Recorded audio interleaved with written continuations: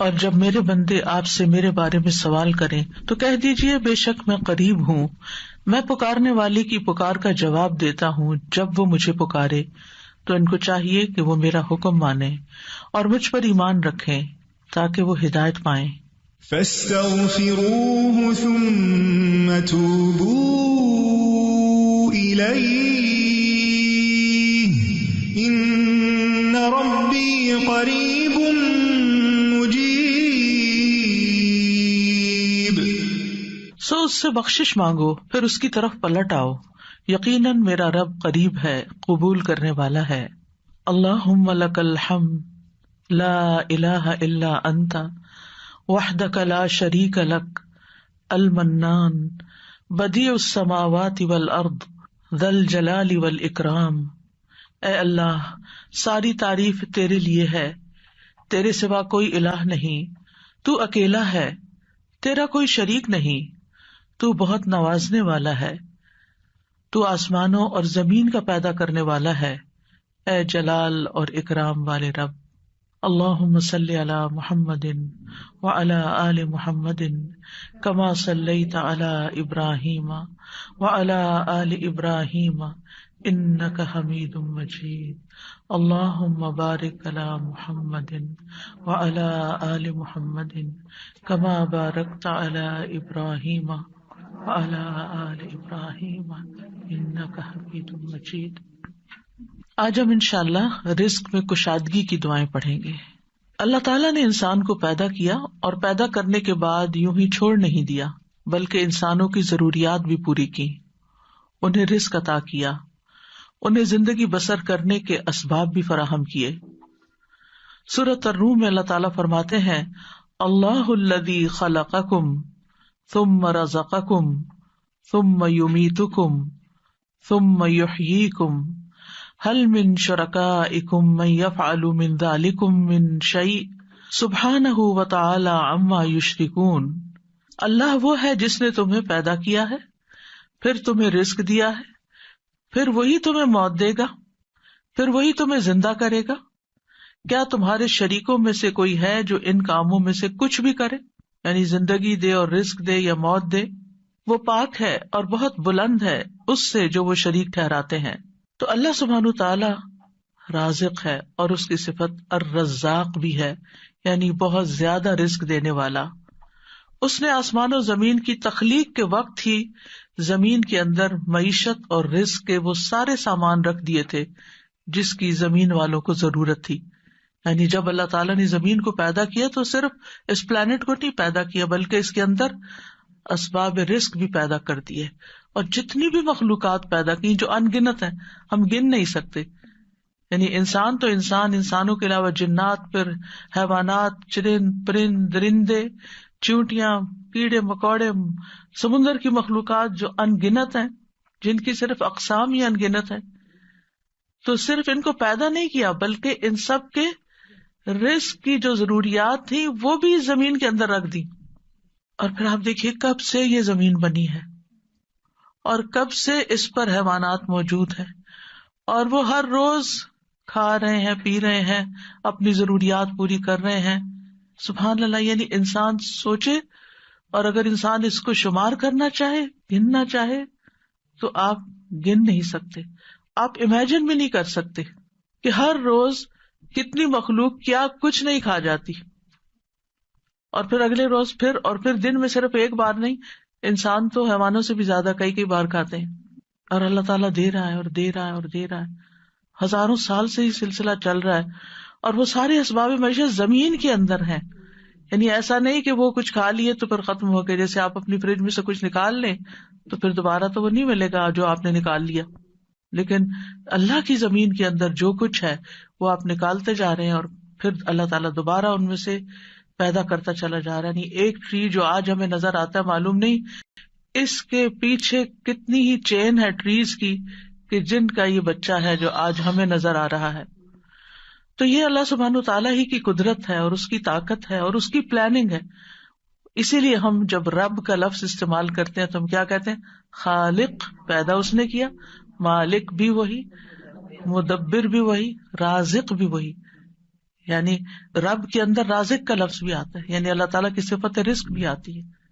اس نے صرف پیدا نہیں کیا، صرف وہ مالک ہی نہیں ان چیزوں کا، بلکہ ان کی پلاننگ بھی کرتا ہے، مدبر ہے. اور پھر اس کے ساتھ ساتھ اس نے ان سب کے رزق کا بھی اہتمام کیا. اور رزق تو ایک چیز ہے، اور بھی تمام ضروریات کا اہتمام کیا ہے.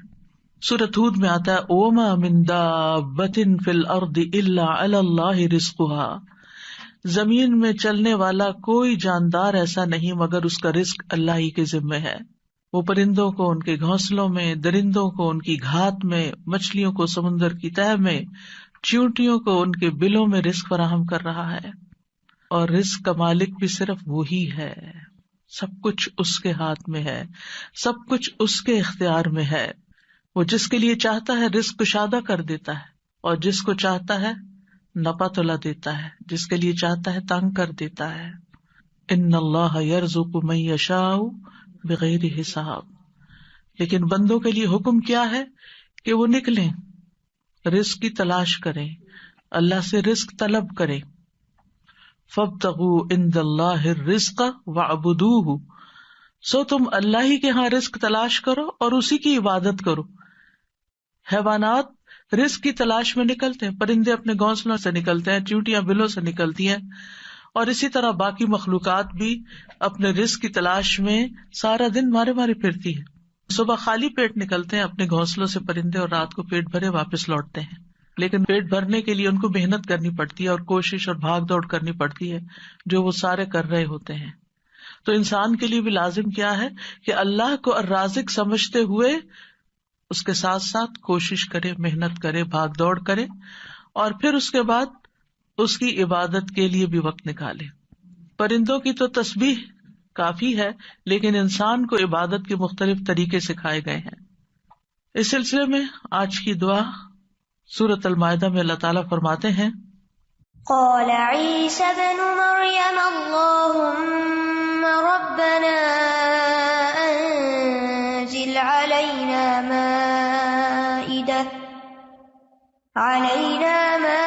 مائدة من السماء تكون لنا عيدا لأولنا وآخرنا وآية منك وارزقنا وأنت خير الرازقين. عیسیٰ ابن مریم نے کہا اے اللہ، اے ہمارے رب، تو ہم پر آسمان سے ایک خوان اتار جو ہمارے پہلوں اور پچھلوں کے لیے عید ہو جائے، اور تیری طرف سے ایک نشانی ہو، اور ہمیں رزق عطا فرما، اور تو سب سے بہترین رازق ہے. اس آیت میں عیسیٰ علیہ السلام کے زمانے میں ایک خاص واقعے کی طرف اشارہ ہے. عیسیٰ علیہ السلام نے جب لوگوں کو اللہ تعالیٰ کی طرف بلایا تو حواریوں نے اس پر لبیک کہا، آپ پر ایمان لائے، اور ایمان میں مزید اطمینان کے لیے عیسیٰ علیہ السلام سے کہا کہ کیا آپ کا رب یہ کر سکتا ہے، اس میں یہ قدرت ہے کہ ہم پر آسمان سے تیار شدہ کھانا اتارے. یعنی ویسے تو اللہ تعالیٰ زمین سے رزق دے ہی رہا ہے، تو ہم چاہتے ہیں کہ وہ آسمان سے ہمارے لیے کھانے کے لیے ریڈی ٹو ایٹ ہمارے لیے ایک خوان اتارے، یعنی پورا دسترخوان نیچے آئے. تو عیسیٰ علیہ السلام نے انہیں اس مطالبے سے روکا اور اللہ سے ڈرایا، کیونکہ یہ ایک طرح کا معجزہ تھا، اور معجزہ طلب کرنے کے بعد اگر کوئی شخص اللہ تعالیٰ کی بات نہیں مانتا تو پھر اس کی سزا بہت سخت ہے. لیکن حواریوں نے اپنے مطالبے کی 3 وجوہات بتائیں کہ ہم کیوں چاہتے ہیں کہ ہمارے ساتھ ایسا ہو. ایک یہ کہ ہم فکر معاش سے آزاد ہو کر، یکسو ہو کر اللہ کی عبادت کریں. دوسرے یہ کہ ہمیں یقین حاصل ہو جائے کہ آپ جو کچھ ہمیں کہہ رہے ہیں کہ یہ اللہ کی طرف سے ہے، وہ بالکل سچ ہے، حقیقت ہے، اور اللہ واقعی ہر چیز پر قدرت رکھتا ہے. اور تیسرے یہ کہ جب وہ دسترخوان نازل ہو تو پھر ہم سب خوش ہو جائیں. ظاہر ہے کہ اللہ کی طرف سے جو کھانا آئے گا تو اس کا تو پھر کیا ہی لطف ہوگا اور کیا ہی اس کا حساب ہوگا. تو ہم اس دن کو پھر خوشی کا دن بنا لیں، ہماری عید کا دن بن جائے، اور پھر ہم آئندہ بھی اس دن کو یاد رکھتے ہوئے ہر سال عید منایا کریں. جب ان کا یہ مطالبہ سنا تو عیسیٰ علیہ السلام نے نہایت عاجزی کے ساتھ اللہ رب العزت سے دعا کی، لوگوں کا یہ مطالبہ اللہ تعالیٰ کے سامنے پیش کر دیا، اور اللہ تعالیٰ سے دعا کی کہ لوگوں کو غیب سے رزق عطا فرمائے جو ان کے اگلوں اور پچھلوں کے لیے ایک یادگار خوشی کا دن بن جائے، اور یہ ایسا معجزہ ہو کہ لوگ اپنی آنکھوں سے دیکھ لیں کہ کس طرح آسمان سے اترا، یعنی وہ زمین کے رزق سے پھر مختلف چیز ہو، کیونکہ زمین کا رزق تو سب اپنی آنکھوں سے دیکھتے ہیں، جو کچھ زمین پیدا کرتی ہے اور جو سمندر سے اور مختلف سورسز سے ہمیں رزق حاصل ہوتا ہے، لیکن یہ جو آسمان کا رزق ہے obviously یہ زمین کے رزق سے مختلف ہوگا، تو اس سے ہمارا ایمان بڑھ جائے گا۔ تو عیسیٰ علیہ السلام نے عرض کی قال عیسی ابن مریم اللہم ربنا، آپ دیکھیے دعاؤں میں یا اللہم آتا ہے یا ربنا آتا ہے، یہاں عیسیٰ علیہ السلام نے دونوں صیغے استعمال کیے ہیں، اللہم ربنا یعنی حواریوں کا مطالبہ قبول کر کے اللہ سبحانہ وتعالیٰ سے نہایت عاجزی کے ساتھ دعا کی کہ اے اللہ، اللہم اے اللہ، ربنا جو ہمارا پالنے والا ہے، جو ہمارا رب ہے۔ اور اس سے یہ بھی ظاہر ہوتا ہے کہ عیسیٰ علیہ السلام اپنے آپ کو نہ اللہ سمجھتے تھے، نہ اللہ کا بیٹا، اور نہ ہی رب سمجھتے تھے، بلکہ وہ اللہ سبحانہ وتعالیٰ کو یا اللہ اور یا رب کہہ کے پکار رہے تھے۔ تو اس سے کیا ظاہر ہوتا ہے کہ وہ خود رب نہیں تھے، اور نہ ہی وہ اس کے قائل تھے، اور نہ ہی وہ کسی چیز میں اپنا کوئی اختیار سمجھتے تھے۔ اور پھر یہ بھی دیکھیے کہ حواریوں نے عیسیٰ علیہ السلام سے یہ کیوں کہا کہ آپ دعا کریں؟ اگر وہ انہی کو رب مانتے ہوتے تو انہی سے مانگ لیتے۔ تو ان سے جب انہوں نے یہ کہا تو اس سے یہ پتا چلتا ہے کہ عیسیٰ علیہ السلام کے ماننے والوں کے ذہن میں کہیں دور پار بھی یہ خیال نہیں تھا کہ عیسیٰ علیہ السلام اللہ کا کوئی حصہ ہے نعوذ باللہ، یا کوئی بیٹے ہیں، یا کسی بھی طرح الوہیت کا کوئی مقام رکھتے ہیں۔ وہ ان کو ایک نبی کے طور پر ہی سمجھتے تھے۔ تو انہوں نے اللہ سبحانہ وتعالیٰ ہی کی ربوبیت کا اس بات کیا یا اس پر ایمان لائے۔ پھر کہا کہ تکون لنا عیدا لاولنا وآخرنا، عید کا لفظ عاد یعود سے ہے، لوٹ کر آنا، یعنی وہ خوشی جو بار بار آئے، ہر سال پلٹ کر آئے۔ یہ سالانہ بھی ہو سکتی ہے اور ہفتہ وار بھی۔ مسلمانوں کی 2 عیدیں سالانہ ہیں اور 1 ہفتہ وار ہے۔ اس کے علاوہ کوئی اور عید ثابت نہیں ہے جو ہم نے خود سے بنا لی ہیں عیدیں، وہ قرآن و سنت سے ثابت نہیں ہے۔ تو ہم سالانہ عید تو اچھی طرح مناتے ہیں، لیکن افسوس یہ کہ جمعے کا اہتمام کم سے کم ہوتا جا رہا ہے۔ جمعے کے دن بھی غسل کرنا چاہیے، اچھے صاف ستھرے کپڑے پہننے چاہیے، تیار ہونا چاہیے، اہتمام کرنا چاہیے۔ یعنی جمعے کا دن عام دنوں کی طرح نہیں ہونا چاہیے، یعنی وہ دن ہمارے لیے خاص دن ہے، اسے خاص دن سمجھ کر ہی اس میں سارے کام کریں، چاہے وہ عبادت کے ہوں یا جو دوسرے کام ہوں۔ اور پھر آپ دیکھیے کہ انہوں نے کہا کہ وہ دن ہمارے لیے عید کا ہو، لأولنا وآخرنا، ہماری پہلی فرسٹ جنریشن یعنی جو ہمارے دور کے لوگ ہیں، وآخرنا اور جو ہمارے بعد میں آئیں گے، وآیۃ منک، اور تیری طرف سے ایک نشانی بھی ہو، تیری قدرت کی علامت ہو، یعنی عیسیٰ علیہ السلام کی سچائی کی علامت ہو کہ یہ واقعی اللہ کے رسول ہیں اور انہوں نے جو کہا وہ سچ کہا۔ اور پھر وارزقنا وانت خیر الرازقین دعا بھی کی، اور یہ رزق کے حصول کی دعا بھی ہے، یعنی اتنا حصہ اگر انسان پڑھتا ہے، وارزقنا وانت خیر الرازقین، تو ہمیں عطا کر، ہمیں رزق دے، اور تو سب سے بہترین رزق دینے والا ہے، اور یہاں پر ہمیں کسی مشقت کے بغیر اپنے پاس سے رزق عطا فرما۔ اب آپ دیکھیے کہ اللہ سبحانہ وتعالی بہترین رازق ہے، یعنی کس اعتبار سے کہ جو اس کی طرف سے رزق آتا ہے وہ اپنی کیفیت کے اعتبار سے اور کمیت کے اعتبار سے بہترین ہوتا ہے، یعنی سب سے افضل ہوتا ہے۔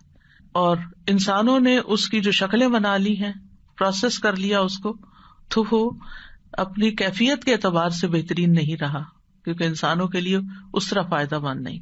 آپ نے دیکھا ہوگا کہ جو چیزیں نیچرلی اگتی ہیں، گرو کرتی ہیں، اور جو فریش فوڈ آپ سی سے لیتے ہیں، سی فوڈ ہوتی ہے یا کچھ، یا ہم باقی غذاؤں کے مقابلے میں زیادہ صحت مند غذائیں ہوتی، خیر الرازقین۔ اور اس لیے بھی خیر الرازقین کہا گیا اللہ تعالیٰ کو کہ لوگ اگر اللہ تعالیٰ کی نافرمانی بھی کریں تو بھی وہ ان کو اپنا رزق دیتا ہے، وہ کفر بھی کریں، اس کا انکار بھی کریں، اس سے ناراض بھی ہوں، پھر بھی رزق دیتا ہے. لیکن بندوں میں سے جو کسی کو رزق دیتے ہیں وہ ایسا نہیں کرتے، حتیٰ کہ ماں باپ بھی اگر دیکھتے کہ بچے بات نہیں مانتے تو ان سے کنارہ کش ہو جاتے ہیں. آپ جہاں جاب کرتے ہیں جاب نہیں کریں تو آپ کو کوئی سیلری نہیں دے گا. انسانوں کا معاملہ یہ ہوتا ہے. لیکن اللہ سبحانہ وتعالیٰ آپ عبادت کریں یا نہ، آپ نماز پڑھیں یا نہ، آپ روزہ رکھیں یا نہ، وہ آپ کو کھانے کو دیتا رہے گا. تو اس دعا سے یہ پتا چلتا ہے کہ انسان جب دعا کرے تو بہت عاجزی کے ساتھ دعا کرے اور اللہ تعالیٰ کو اس کے بہترین ناموں کے ساتھ پکارے. اللہم ربنا، یہ دونوں نام اکٹھے بھی کر سکتے ہیں، اور اس کے علاوہ بھی یا رزاق، یا فتاح. اور پھر یہ کہ انتہائی عاجزی اور انکساری رویے میں بھی ہونی چاہیے کہ اللہ ہم محتاج ہیں، تو دینے والا ہے. اور پھر اللہ تعالیٰ سے بہترین رزق مانگنا چاہیے، یعنی تو بہترین رزق دینے والا. اللہ تعالیٰ کی صفت کو بیان کیا جا رہا ہے، یعنی ہمیں بھی ایک طرح سے انڈائریکٹلی کیا کہا جا رہا ہے کہ ہمیں بھی بہترین رزق عطا فرما. رزق کیا چیز ہے، یعنی رزق کا اطلاق کس کس چیز پر ہوتا ہے؟ ابن منظور لسان العرب میں کہتے ہیں رزق سے مراد ہر وہ چیز ہے جس کے ساتھ ہر زندہ مخلوق کی زندگی قائم ہوتی ہے، یعنی جس پر زندگی کا انحصار ہوتا ہے، خواہ وہ چیز مانوی ہو یا مادی ہو. مانوی سے مراد یعنی جس کو ہم چھو نہیں سکتے، جس کو ہم جانتے ہیں، سمجھتے ہیں، محسوس کرتے ہیں، یعنی انٹینجیبل جس کو آپ کہہ سکتے ہیں. تو رزق دونوں طرح ہوتا ہے، ٹینجیبل بھی اور انٹینجیبل بھی. اسی طرح بعض نے یہ کہا کہ ہر نعمت ہی ایک طرح سے رزق ہے، یعنی جتنی بھی نعمتیں ہمیں ملی ہیں وہ ساری رزق ہیں. یعنی صرف مال ہی رزق نہیں ہے بلکہ رزق کا ایک وسیع دروازہ ہے. ہر وہ چیز جو اللہ تعالی بندوں پر نعمتوں کی صورت میں انعام فرماتا ہے، جیسے مال، اولاد، ہسبینڈ، اہل و عیال، ماں باپ، پھر اسی طرح صحت، محبت، قبولیت، یہ ساری چیزیں رزق کہلاتی ہیں. اور یہ اللہ تعالیٰ کی طرف سے تقدیر میں مقرر کر دی گئی ہیں، یعنی اللہ تعالیٰ نے ہر بندے کا رزق مقرر کر رکھا ہے کہ اس کو کتنا دینا ہے. تو انسان کے لیے پھر کیا لازم ہے کہ اللہ جب دے تو پھر انسان شکر ادا کرے. جیسے اوپر میں نے ذکر کیا کہ حصی اور مانوی دونوں اعتبار سے جو نعمتیں ہمیں ملی ہیں وہ رزق ہیں، تو محبت بھی ایک رزق ہے. حضرت عائشہ کہتی ہیں میں نے نبی صلی اللہ علیہ وسلم کی ازواج میں سے کسی پر رشک نہیں کیا سوائے خدیجہ رضی اللہ عنہا کے، اور میں نے حضرت خدیجہ کو نہیں دیکھا، یعنی ان کو زمانہ نہیں پایا. وہ فرماتی ہے کہ رسول اللہ صلی اللہ علیہ وسلم جب بکری ذبح کرتے تو آپ فرماتے کہ اس کا گوشت خدیجہ کی سہیلیوں کو بھیج دو. وہ کہتی ہے کہ ایک دن میں غصے میں آ گئی. میں نے کہا آپ ہر وقت خدیجہ خدیجہ کرتے ہیں اور اس کی سہیلیوں تک کا خیال رکھتے ہیں. تو رسول اللہ صلی اللہ علیہ وسلم نے فرمایا انی قد رزقت حبھا، مجھے خدیجہ کی محبت عطا کی گئی ہے، یعنی اللہ نے میرے دل میں اس کی محبت ڈالی. انسان کسی کو مرنے کے بعد صرف محبت کی وجہ سے یاد رکھ سکتا ہے کہ جس کے ساتھ آپ کا کوئی قلبی تعلق ہو، اور یہ بھی اللہ دلوں میں ڈالتا ہے.